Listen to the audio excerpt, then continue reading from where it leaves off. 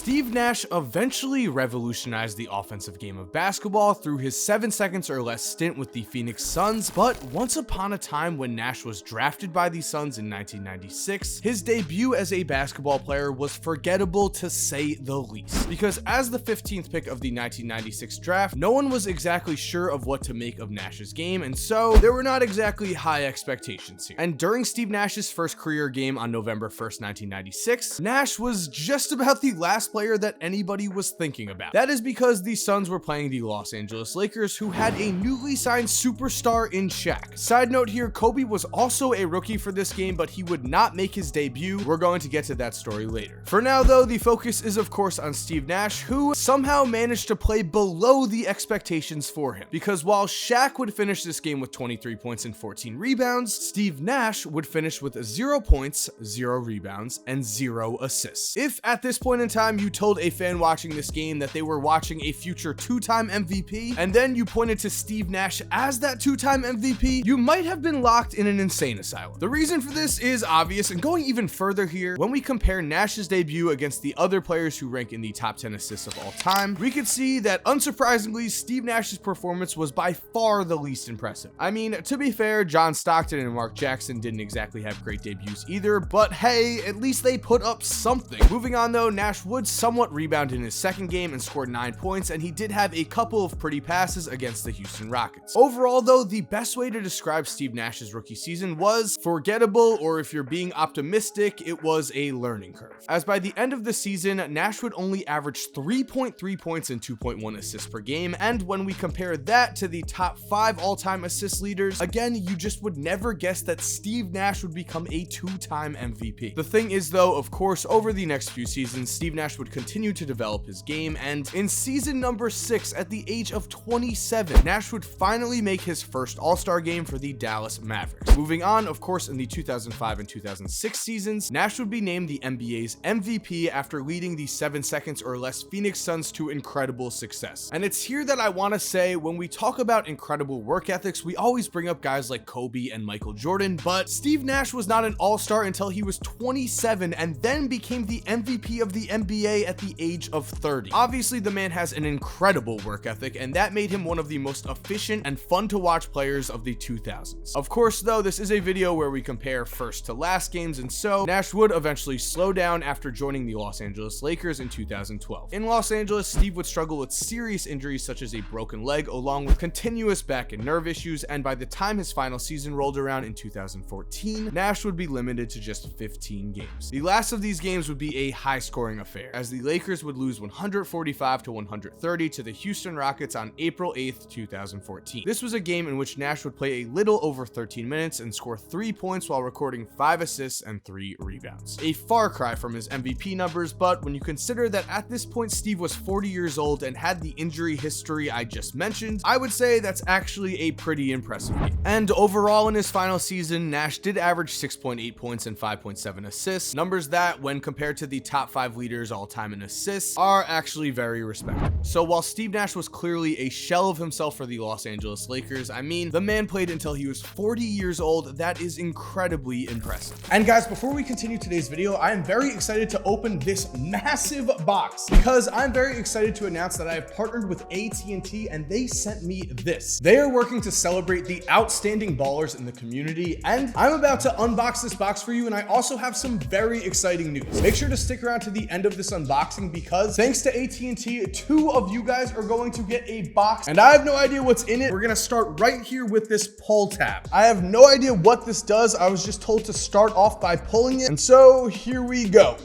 Okay, the box is now shining blue. Okay, it looks like it all slides out at once. I am really excited here. I don't know what to expect. I also don't want to break anything. Okay, ooh, so look at this. AT&T hooked me up with a personalized PlayStation 4 controller.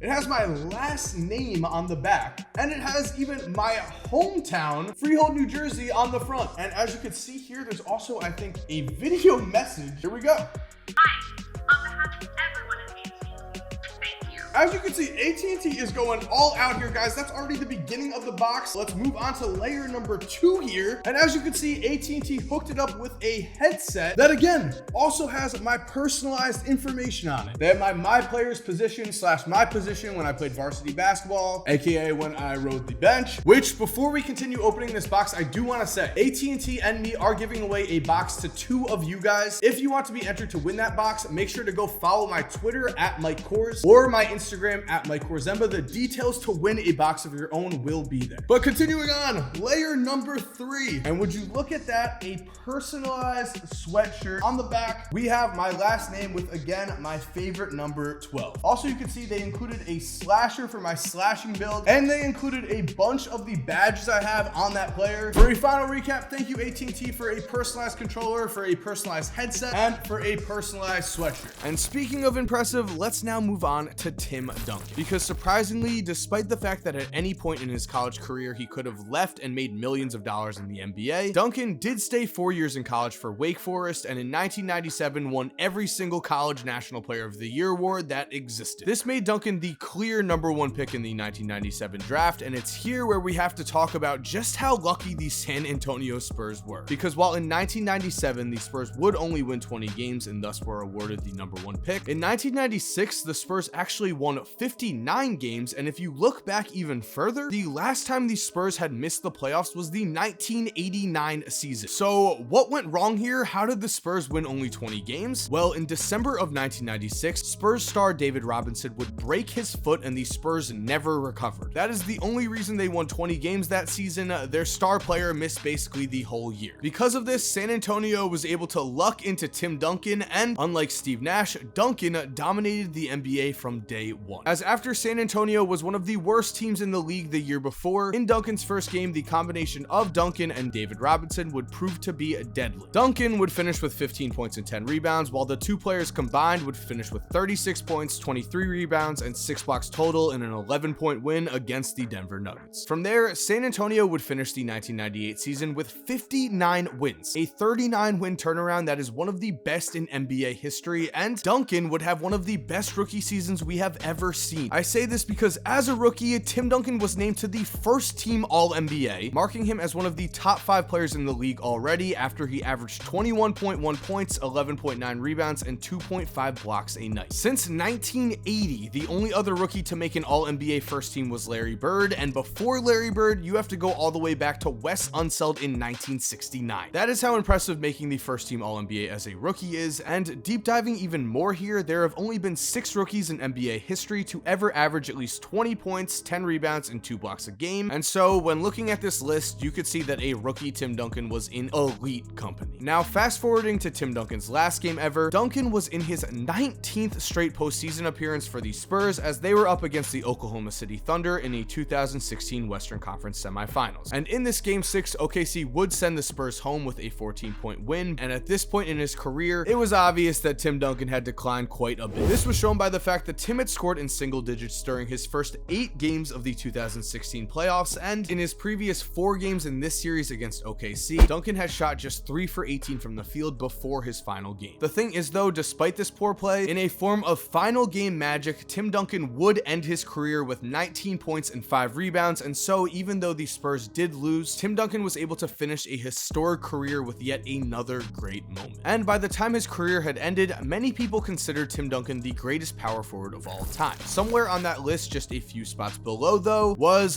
Dirk Nowitzki. Now, coming into the NBA, Dirk Nowitzki was basically a complete unknown. Because think of it like this, even now in the era of YouTube and advanced scouting, a lot of international prospects still manage to go under the radar. This kind of stuff still happens in 2020, so you could only imagine that headed into the 1998 draft, teams were still very unsure of young international prospects. Still though, Dirk was seen as a lethal shooter as a big man, and in his 2 professional seasons in Germany before the NBA, Nowitzki averaged 23.9 points and 8.2 rebounds a game. And so because of this, the Dallas Mavericks did make Dirk a lottery pick, and they did start him in his first game ever. Unfortunately, in his first game, Dirk was more like Steve Nash than Tim Duncan, as he would only score 2 points on 0 of 5 shooting in a 6-point loss. From there, Dirk would go on to average just 8.2 points per game in his first season in the league, but it was clear that the talent was there, it's just that the speed of the NBA was a huge adjustment. adjustment. In fact, when you compare Dirk's numbers to some of the other top power forwards of all time, I'm talking about Tim Duncan, Karl Malone, and Charles Barkley, you can see that Dirk had a very underwhelming rookie season, and there was no reason to think that one day this man would be the MVP of the entire league. But of course, Dirk would quickly bounce back, and by his second season, he was averaging 17.5 points per game, and by his fourth year, he would make the first of his 14 All-Star appearances. On top of these All-Star appearances, of course, we have the MVP, of course, we have the NBA championship. So now let's talk about Dirk's final game on April 10th, 2019. Now, a more memorable night actually occurred the night before on April 9th, as in his last home game ever, Dirk dominated the Phoenix Suns for 30 points in an 11-point win, and this was a game in which after the show was over, Dirk made one of the most emotional retirement speeches we have ever seen in front of his home crowd. Looking at his last game though, that would take place the next night in San Antonio, in which Dirk would yet again impress with a 20-point, 10-rebound performance, a fairly rare occurrence as this was just the 15th time in NBA history that a 40-year-old had ever dropped 20 points and 10 rebounds in a single game. This of course means that Dirk went out with a bang, a fitting end for a legend who was one of the best and most competitive basketball players we have ever seen. By the way, speaking of retirements in 2019, alongside Dirk was of course Dwayne Wade, a player who is the perfect example of Pat Riley being able to recognize talent because, as he recalled, Wade actually had a terrible workout for the Miami Heat and he was not supposed to be drafted as high as he was, but regardless of this, the Miami Heat still made the decision to draft him, and it did not take long for that decision to pay off big time, as in his first ever NBA game in Philadelphia on October 28th, 2003, Wade would finish with 18 points, 4 rebounds, and 4 assists in a 15-point loss to the Sixers. Of course, the loss was unfortunate here, but that didn't really matter to Heat fans as it was obvious. The Heat had not only made the right choice in selecting Dwayne Wade, they had hit the jackpot. It should be no surprise that Wade's success would continue in his rookie season, and he would actually end up leading a team that had won just 25 games in 2003 to a 42-win second-round finish in 2004. This was a huge turnaround for the Heat, but Wade was not done yet, as in his first ever playoff game against the New Orleans Hornets, Dwayne Wade would connect on a buzzer beater, and from there, the Heat would take down the Hornets in the first round and almost upset the Indiana Pacers in round number 2. And let it be known, for a rookie, Dwayne Wade was dominant in these playoffs, as he became just the 4th rookie in the shot clock era to lead his team in both points and assists during the playoffs. Then, using this momentum from the playoffs in his second season, Dwayne Wade would catapult to superstardom as he became one of only 5 ever sophomore players to average at least 24 points, 5 rebounds, and 5 assists in their second season. As you could see, the 5 players on this list are all elite, and Dwayne Wade's eliteness was certainly confirmed in 2006 when at just 24 years old, he averaged 27.2 points, 6.7 assists, and 5.7 rebounds, while more impressively leading his team to an NBA championship over the Dallas Mavericks. However, just like every legend on this list, Dwayne Wade's play would eventually begin to decline, and so on his last game on April 10th, 2019, some fans might not have been expecting much, but for one last time, Dwayne Wade was able to tap into his legendary status. As with LeBron, Carmelo, and Chris Paul all sitting courtside, Wade would produce a triple-double before the 4th quarter had even began, and by the time this game was over, Dwayne finished with 25 points, 10 assists, and 11 rebounds, proving to the world that yes, he was older and yes, his skill had declined, but he was not retiring because he was no longer good enough to play in the NBA. He was retiring because he chose to. Continuing on though, and speaking of memorable finishes to a career, Kobe Bryant's epic finish goes without saying, and we're going to get into that in a second. For now though, of course, we're going to start at the beginning, and after joining the Lakers at just 17 years old, the expectations for a young Kobe were already at a sky-high level. And in his first preseason game ever on October 15th, 1996, Kobe would play none other than his hometown Philadelphia 76ers and score 10 points. Certainly an impressive feat for a very young teenager. However, because of a minor injury, Bryant would miss the first game of the Lakers regular season in 1996, and so Kobe's debut would actually occur on November 3rd, 1996 against the Minnesota Timberwolves. And still dealing with the repercussions of having a strained hip flexor, Kobe's impact was pretty limited, as coming off the bench, Bryant would score 0 points and have just 1 rebound and 1 block in a 6-point win over the Timberwolves. That is an overall forgettable first game. Regardless, from there, Kobe would improve enough to score 7.6 points per game in his first season, and although that might not be considered the greatest start to a career, when we compare Kobe to other 18-year-olds' first seasons in the league, we actually find that he does compare pretty well. As looking at this list, of course, LeBron just just blew everyone away, but a young Kobe and a young T-Mac certainly had similar seasons. At the end of the day, this list proves that it is very hard to be an 18-year-old playing in the NBA. And now, because this is Kobe, we all know his rise to dominance, we all know about the Mamba mentality, we all know about the 5 NBA championships, we all know that he had one of the greatest careers ever. So we're just going to jump right ahead to his last season, where Kobe basically had the green light to shoot as much as he wanted to, which he did, because in his last season, Bryant would average 17.6 points per game. However, he shot just 35.8% from the field, and the Lakers won just 17 games. It had become clear at this point that Kobe's physical skills were declining, and in a letter titled Dear Basketball, which was posted on the Players Tribune in November 2015, Kobe announced that he was retiring at the end of the season. It is here where we are going to flash back to what an 18-year-old Kobe once said. As he said, quote, "Basketball is kind of like life. It can get rough at times, you can get knocked on your butt, but what you have to do is get up and hold your head high and try again." And that is exactly what Kobe did in his final game. Like never before, surprisingly for Kobe, Bryant did have the green light to shoot whenever he touched the ball, and this led to Kobe having 43 points with a little over 8 minutes left in the fourth quarter. It is here where we are jumping to a little over 3 minutes left in this game, where Bryant has 45 points and the Lakers are down by 10. This did not matter to Kobe, as he would post up Gordon Hayward, then take the ball to the basket and score on a crafty move. Still though, the Lakers were down by 8 and it looked like they had a slim chance of winning when again, Kobe takes the ball to the basket and somehow is able to convert on this layup to cut the lead to 6. Then after that, not looking old for a second, Kobe would split by 2 defenders and knock down this jump shot to cut the lead to 4. At this point, it was clear he was on fire, and so it should come as no surprise when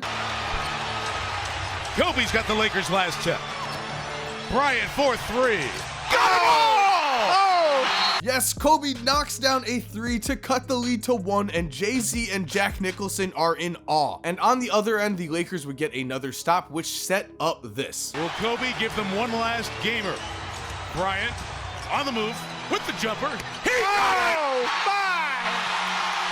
58 points! Again, Kobe would come through and give the Lakers a 1-point lead, and from there he would proceed to knock down 2 free throws, giving him 60 points and a Lakers win in the final game of his career. This game, of course, made Kobe the oldest player to ever score 60 points in a single game by over 5 years, breaking Wilt Chamberlain's record, which had been 66 points in a game at the age of 32 on February 9th, 1969. And of course, this game was an absolute show. One ticket on StubHub even sold for $27,000, and one man who spent $2,000 on a ticket was quoted as saying this: "Some people think that's too expensive. To me, I think they're wrong." And after seeing what Kobe did in this game and the legacy he has left in this league, I'd say that price sounds just about right. And so there we have it, guys. Thank you for watching. I hope you enjoyed this video. If you do, make sure to leave a like. It helps out a ton. And if you're new to the channel, make sure to subscribe and turn post notifications on so you never miss a video. Also, if you're already subscribed, thank you so much for supporting. You're awesome. We all know it. And as always, have an awesome day, and cue that music. By the way, if you're still here while the music is cued, here are 2 videos I think you are going to love watching. All you have to do is just click on either one of them on the screen right here. And other than that, guys, again, have a great day and peace.